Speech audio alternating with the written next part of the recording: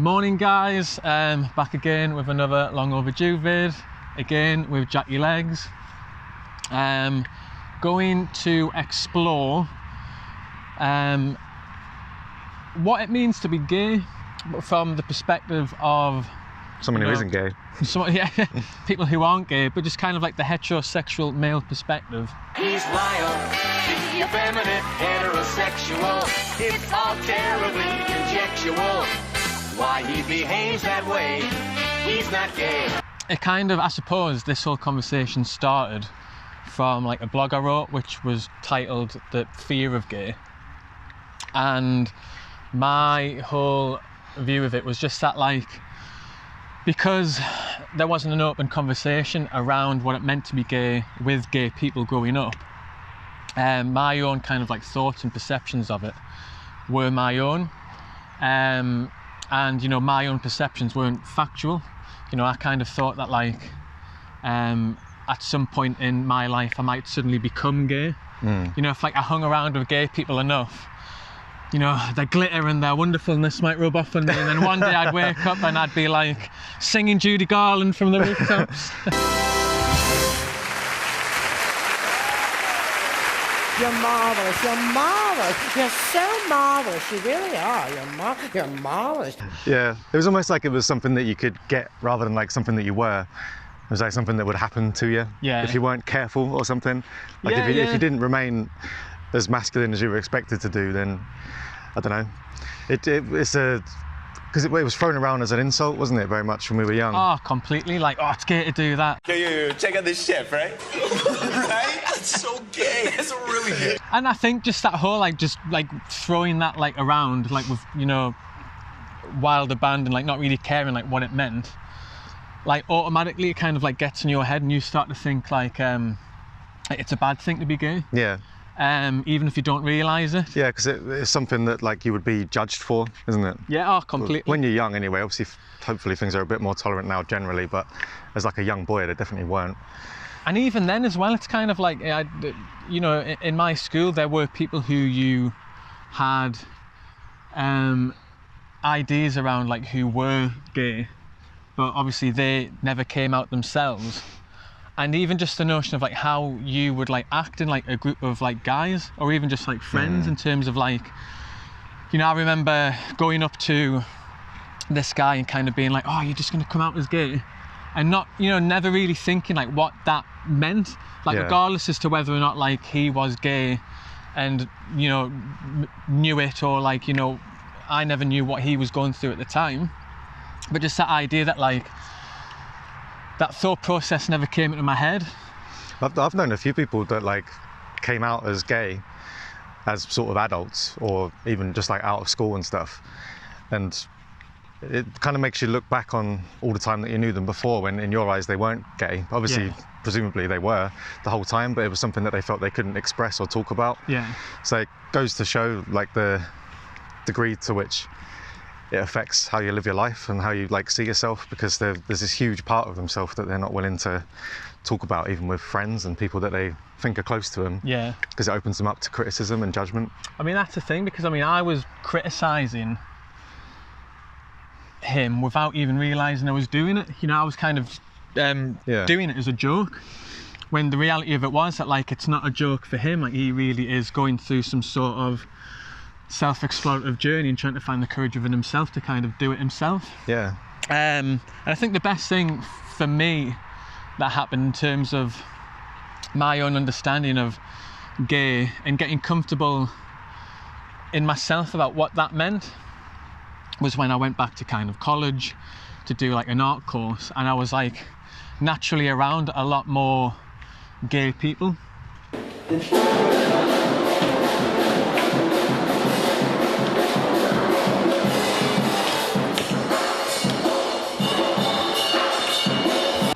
And I was able to kind of have those conversations more naturally,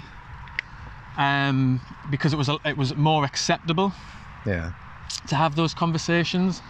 And you know, I kind of learned that like, I always knew like I was gay. Like, they would like kind of say that like there was always this feeling inside that like I knew something was different. And you know, they kind of like went on this self-explorative journey until it comes to the day when you kind of, you know, find that like, right, I need to come out, I need to kind of tell everyone that like, I now know who I am.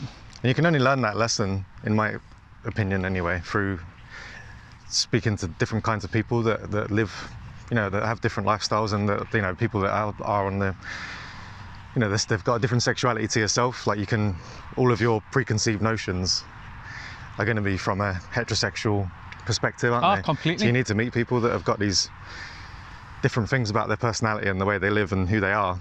And you're right, because the conversations you do have about it growing up are generally around other heterosexual guys.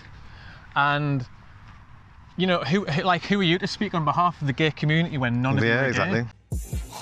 The cheek, the nerve, the gall, the audacity and the gumption. And things like when you're like a young boy and stuff, generally things that are seen as like a gay program or gay musician or whatever, there's not a lot of, there wasn't anyway when I was growing up, there didn't seem to be a lot of tolerance for you. Like, if you engaged in those kinds of things, people would have questions about you and your sexuality, so you'd kind of feel the need to not express that side of yourself. Like, I remember when I was quite young, I can't remember why it happened, but I was like hanging out with friends and stuff, and then I verbalized, I was thinking in my head, and I was just like, imagine if I was gay, like what if I'm gay, I think is what I said. Yeah. And I just got totally ridiculed for it. Like, it wasn't a good, I regretted saying it out loud, because it wasn't really something that I was just saying it out loud, really just thinking out loud. And immediately you get shut down, and, you know, it was something that was really funny to other people for quite a long time. Yeah, and you realise... You just think, imagine if I actually was gay and that was me trying to come out to my friends. And then you just get... joke, and then you just get laughed at, and you just think, fuck, it must be so hard to have to deal with that as someone who is actually gay. And this is the thing about, like, kind of like straight heterosexual culture as well, is that, like, you just have predetermined ideas of what you think you know. And, you know, I think the first gay bar I ever went into, I was a little bit like, oh, not sure I want to go in here because I'm going to get like treated like I'm a piece of meat. I'm going to get, they're going to undress me with their eyes, and someone's going to want to try and get with me. I'm totally irresistible to gay guys. They see me and they want to stop me. Yeah. And you know, like, don't flatter yourself. And it's like, just think about it 1 second. Like, you ain't all that. Like, you know what I mean? Like, you know, like, you might walk in and they might think, wow, look at the absolute mug on that. Like, Jesus Christ, what a clip. Yeah. You're sitting there thinking they're all looking at my crotch. Yeah, they all want a piece of this. And it's like, you know, like, again, who am I to kind of assume that, like, I'm just this, like, ultimate piece of meat that everyone wants to kind of undress? Because you wouldn't assume that if you went into a party that was, like, predominantly with women, unless you're really full of yourself, you wouldn't think everyone wants a piece of me. Like, everyone's looking at us and eyeing us up. I'm too sexy for my shirt, too sexy for my shirt, so sexy it hurts. But when you're around gay guys, for some reason, there's that notion that, like, they're these kind of hypersexual. We're kind of like, the way they're perceived historically, at least, is kind of like a bit perverse and almost like they're like predators almost. And I know that obviously that's not what I think, but like, that's the fear that the historic perspective has put in us. Yeah, definitely. Like, you think if you're in a gay bar and you're going to go to the toilet, like, and going for a piss, you think someone's going to come in and, like, look at your dick or something. Yeah. Which is just ridiculous, isn't it? Yeah, no. Yo, what are you fucking looking at, dude? Just your penis. And the thing is, it's like, you need to kind of think about your level of comfort around, like, you know, say gay people in a gay bar, and just kind of think, right, well, are they making me uncomfortable? Or am I the one who's uncomfortable being in there? Yeah. And if so, why am I uncomfortable? What is it about, you know, being in that bar, which, like, you know, it's making me just think, like, ridiculous thoughts. Because I suppose it's a challenge to, like, I suppose knowing that when you're, like, if you're, like, a strictly heterosexual guy who's got these kind of quite negative preconceptions, being in a gay bar can be quite challenging, I think, because it makes you aware that there are, I don't know, it reinforces the idea that, like, sexuality is open and it's a spectrum, and you don't have to be just like a straight guy or a gay guy. Like, it's a spectrum, and you can be anything you bloody well want. Yeah. And I think that's quite scary for a lot of people who like to be black and white. Completely. And as well, it's kind of like, I did have a good point, and it's just no longer in my head. It's a way with This is what happens when it's live, ladies and gentlemen. You forget, or I do anyway. It'll come back to me. Nope, yeah, so this is it. Here we go. Here he goes. Again, back to being in a gay bar, because I just love being in them now.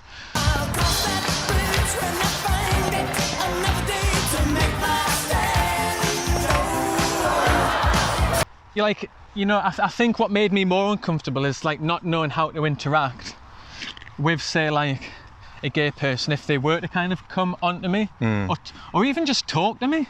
And it's weird to kind of think that like I wouldn't know how to converse with somebody who wasn't straight, because I would automatically be thinking they want to get with me.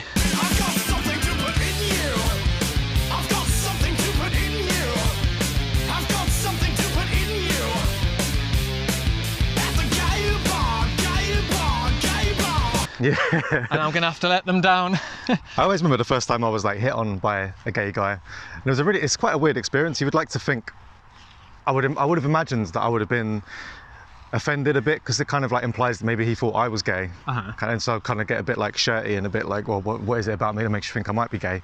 But if I'm being perfectly honest, I was just really flattered and I enjoyed it. Oh my God. Okay, it's totally fine. Why am I crying? And I think as well, like from being around more gay people and, you know, befriending them, it's brought out more confidence in me, because when you have these conversations, you realise that, like, you know, they have been on a journey themselves to kind of understand who they are, and, you know, just how freeing that whole notion of like coming out is for them. And just like, this is me, like I've been through all the bullshit to kind of get to this point. You know, people might fucking hate it, or I might get a lot of ridicule for it because there's still a lot of homophobia out there, but like I'm comfortable enough now to just kind of put that out into the world. And I think for me it was kind of like, as a straight guy, dare I say that, like I almost felt like I needed like a bit of a coming out moment. Yeah, man. Where like, you know, like totally. I need to kind of admit to myself that like I've been comfortable enough to explore my own sexuality, to kind of fundamentally 100% say, right, I know I'm not gay, because I've been bold enough to explore that. I am straight. And, you know, like I can be comfortable in myself about knowing that. I am a heterosexual, and I am not ashamed of it. It must be such a beautiful thing. Like there's so much trauma involved, and it must be so difficult. But at the same time, when you come out the other end and you're like you say, you've figured it all out, you've been through this sort of like spiritual journey, and you come out the other end and you're like, this is who I am, and there's, you know, I can't change it, and I don't want to change it. There's like an acceptance there. And I'm almost envious of that journey, because it must be really powerful to be able to find your identity in that way.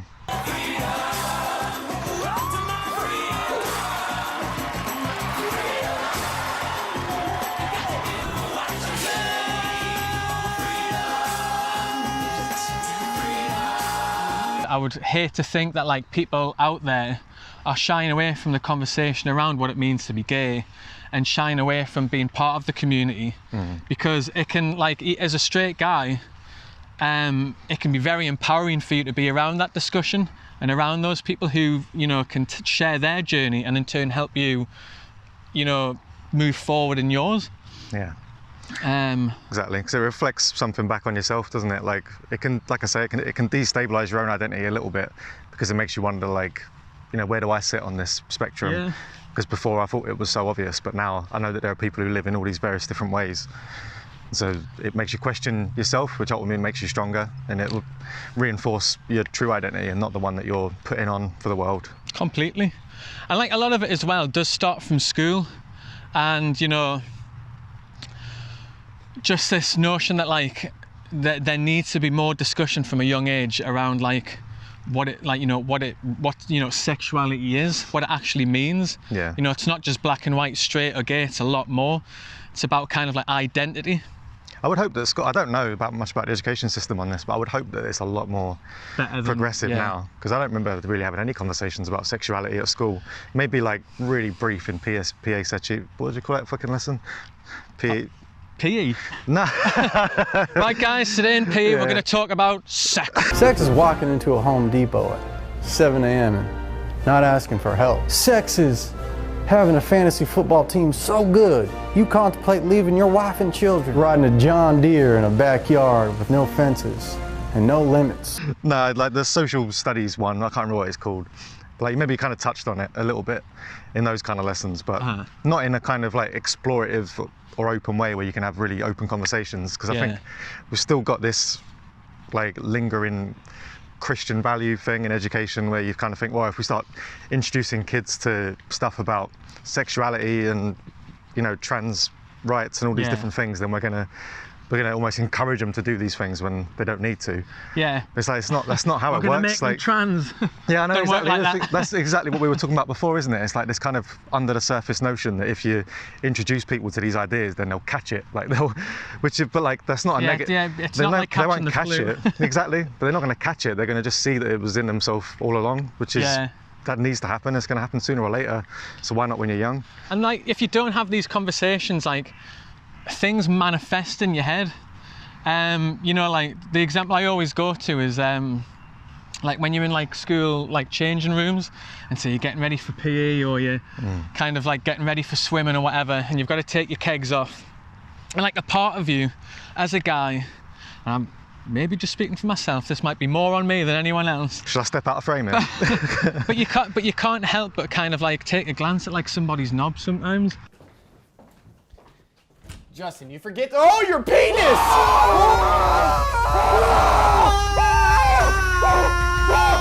Just to kind of see, like. That's what you're working with. You know, like what have they got? Like, am I packing a pretty similar bit of kit? Yeah. And like, when you do have a glance, you like, in my head anyway, I was like, oh. Does that mean I'm gay? So like, why have I just done that? Like, am I into dick? What you do doesn't make you gay. It's the intentions behind it. It's whether you like it or not. You feel me? Yeah. Do I like that? What does this mean going forward? Yeah.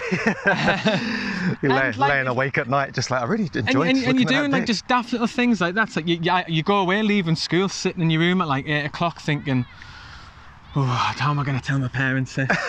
I'm a gay man. I've looked at another man's knob. Yeah. Man, everyone's gay once in a while. I'm not gay. This How about we do this? And like just silly things like that just manifest in your head because no one's having a conversation around like sex and sexuality, and you know you know what I mean, like as you say, like I've fucking done it, like people do it often.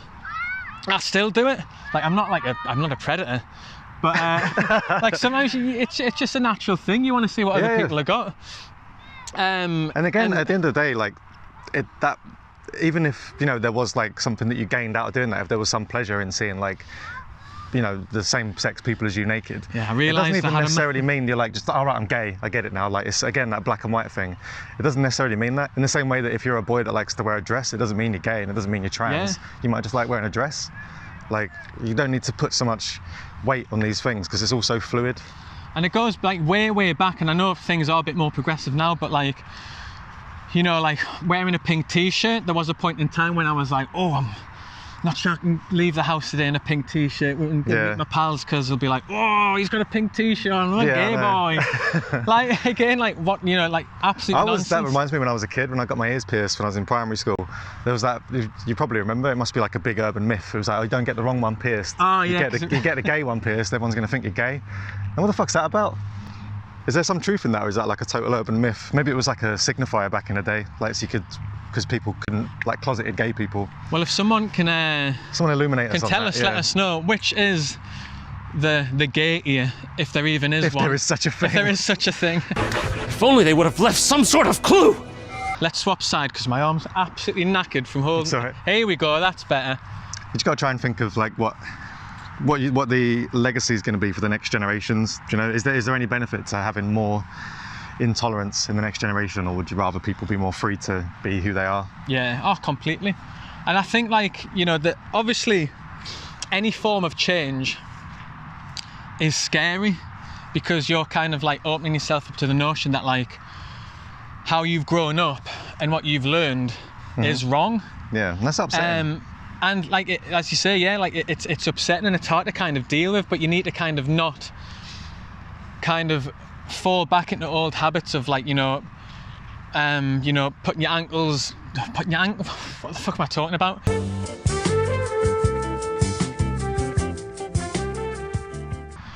We've all got our own ideas around you know, sex, sexuality and what all that means, but to not even have the conversation for fear of being found out that like you may or may not be wrong, is to kind of like, it's you know, it's just detrimental, I find, to just shy away from the conversation. Definitely. So have them, is what I'm saying, in the most long-winded conclusion way ever. Yeah. And I feel like I don't have much else to say on the topic. No, I think we've really aired out the dirty sheets. Yeah. So yeah.